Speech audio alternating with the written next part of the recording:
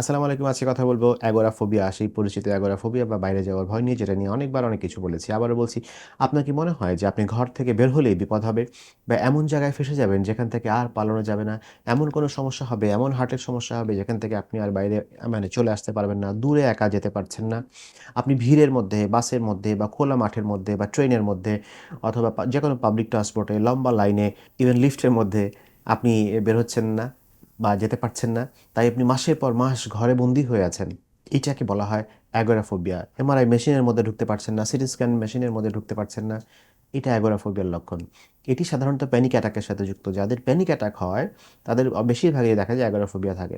রোগীরা ভাবেন যে বাইরে গেলেই আমার আবার প্যানিক অ্যাটাক হবে এবং কেউ আমাকে বাঁচাতে পারবে না। ওই পরিস্থিতি থেকে আমি আর বের হয়ে আসতে পারব না।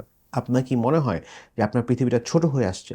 মোটেই তা নয়। আপনি নিতান্ত একটি অহেতুক ভয়ে ভুগছেন, অমূলক ভীতিতে ভুগছেন, যেটাকে আমরা ফোবিয়া বলছি। এবং এই অ্যাগোরা, ওপেন স্পেস, মার্কেট স্পেসের যে ফোবিয়া, বড় শপিং সেন্টার বা শপিং মলে যেতে পারছি না, মসজিদে যেতে পারছি না, জামাতে নামাজ পড়তে পারছি না, মন্দিরে যেতে পারছি না, এই সমস্ত জায়গার এই যে ভিড়ের যে ভয়, এইটা আসলে অ্যাগোরাফোবিয়া থেকেই হচ্ছে।